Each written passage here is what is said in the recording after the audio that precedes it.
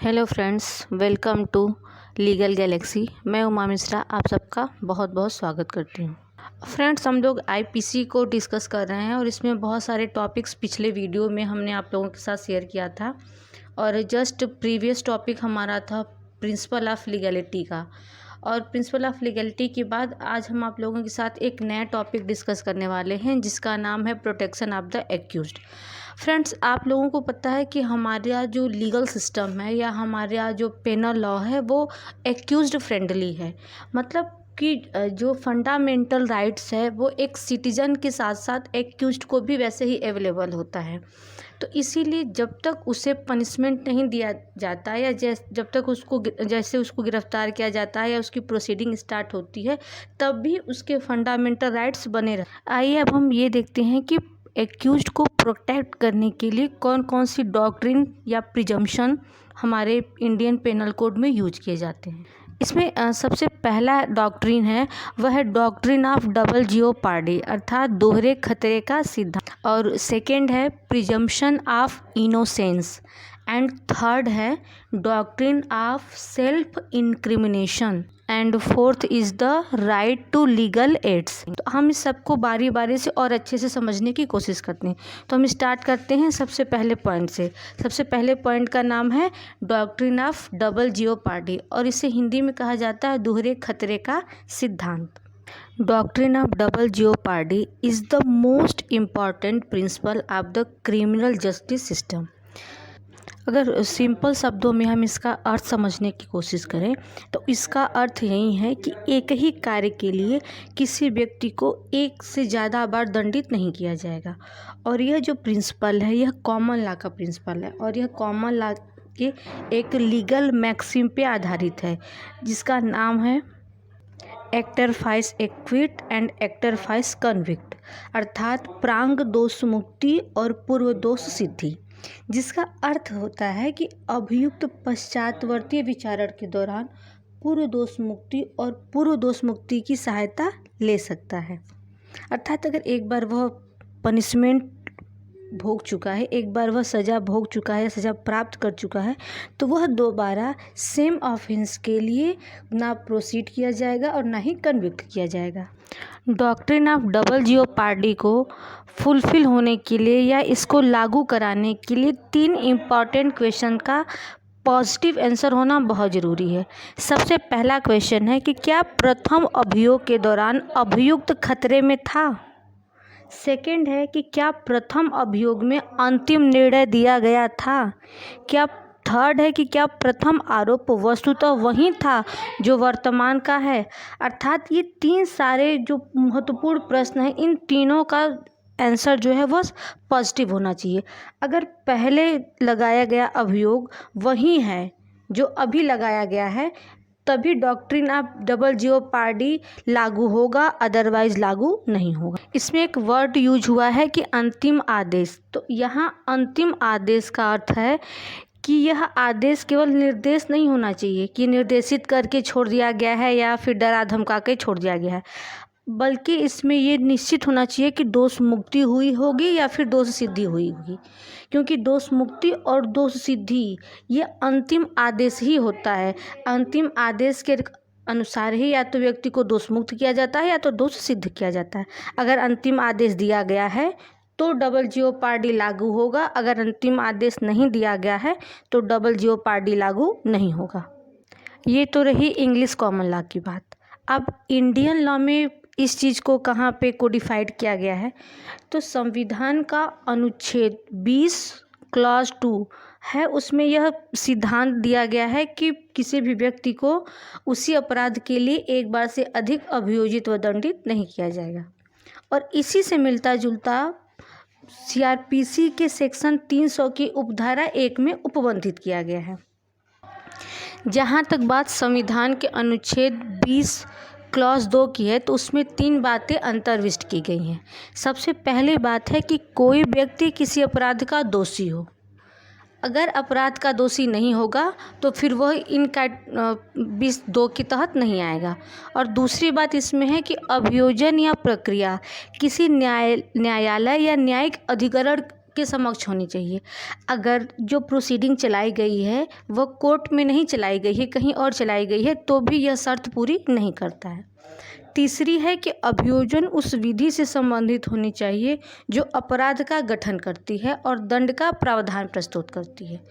अगर कोई विधि है जो अपराध तो बताती है लेकिन दंड को नहीं बताती है या उसमें दंड का प्रावधान नहीं किया गया, तो भी 20(2) के तहत यह नहीं मानी जाएगी। मतलब कि डबल जियोपार्डी के तहत संविधान में जो 20 क्लॉज 2 में बातें बताई गई हैं उसमें इन 3 शर्तों का फुलफिल होना बहुत ज़रूरी है।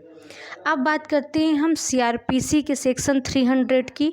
तो सीआरपीसी के सेक्शन 300 में कहा गया है कि जो कोई भी किसी सक्षम न्यायालय द्वारा एक बार किसी अपराध के लिए विचारित होने के पश्चात दंडित हुआ था या उसे दोष मुक्ति प्रदान की गई थी, वह जब तक ऐसी दोष सिद्धि या दोष मुक्ति रहती है तब तक न तो उसी अपराध के लिए पुनः विचारण का भागी होगा और न उन्हीं तथ्यों पर किसी ऐसे अन्य अपराध के लिए विचारण का भागी होगा जिसके लिए उसके विरुद्ध लगाए गए आरोप से भिन्न आरोप धारा 221 की उपधारा 1 के अधीन लगाया जा सकता था या जिसके लिए वो उसी उपधारा 2 के अधीन दोष सिद्धि किया जा सकता था। अर्थात अगर सारी बातों को समराइज करके हम सिंपल अर्थों में समझने की कोशिश करें तो यही है कि जितनी सारी बातें अब तक कही गई हैं और या जिस सिद्धांत की बात हम कर रहे हैं डबल जियोपार्डी की, भारतीय विधि में इसके 2 बचाव बताए गए हैं। एक बचाव संविधान के अनुच्छेद 20 क्लॉज 2 में है और दूसरा बचाव जो है सीआरपीसी की धारा 300 क्लॉज 1 में दिया गया है। प्रोटेक्शन ऑफ एक्यूज्ड के तहत जो हम लोग दूसरी बार डिस्कस करने वाले हैं वो है प्रिजम्पशन ऑफ इनोसेंट।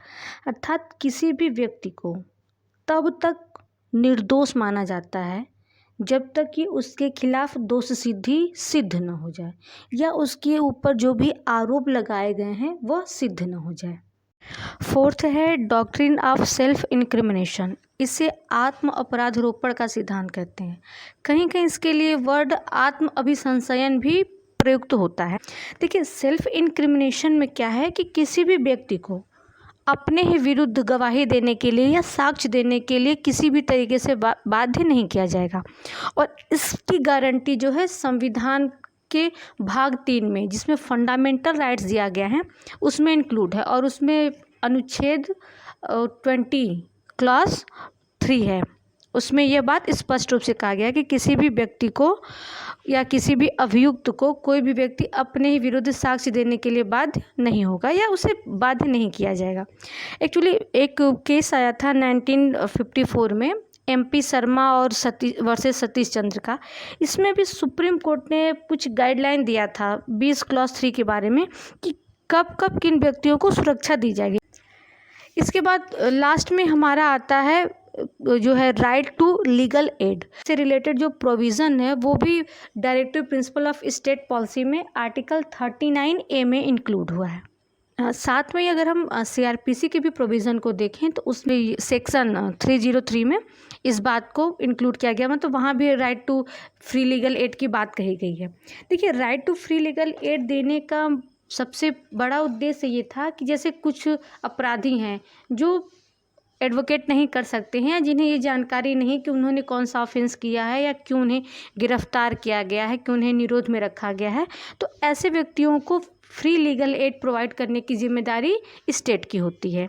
देखिए, सबसे पहले इसमें आप लोगों ने नाम सुना होगा कहीं MH Hoskot versus state of Maharashtra का था, जिसमें सबसे पहले विधिक सहायता की बात की।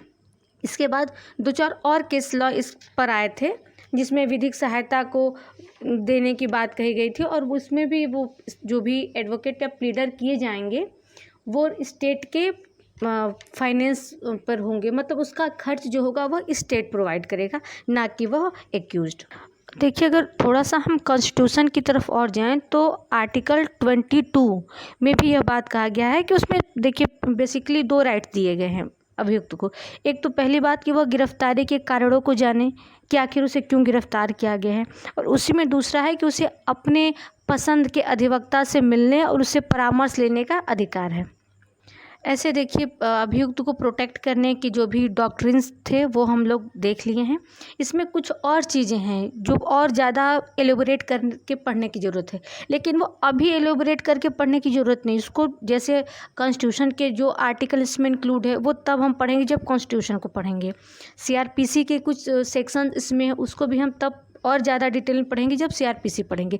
फ़िलहाल आप लोगों को सिर्फ इतना ही ज़्यादा जानना सफिशिएंट है, क्योंकि देखिए जब स्टार्टिंग में आप एलएलबी के स्टूडेंट रहते हैं तो आपको हर चीज़ थोड़ा एक हिसाब से जानना ज़रूरी होता है, क्योंकि इकट्ठा बहुत सारी चीज़ें जानेंगे तो कंफ्यूज हो जाएंगे। इसलिए थोड़ा थोड़ा चीज़ों को जानिए और उसको समझने की कोशिश कीजिए। तो मेरे ख्याल से इतना आप लोगों को आप समझ में आ गया होगा। अब इसके बाद हम नेक्स्ट टॉपिक जल्दी ही लेकर के आप लोगों के साथ आएंगे। और आई होप कि आप लोगों को ये वीडियो मेरा अच्छा लगा होगा, तो इसे लाइक और शेयर करना मत भूलिएगा। Thanks to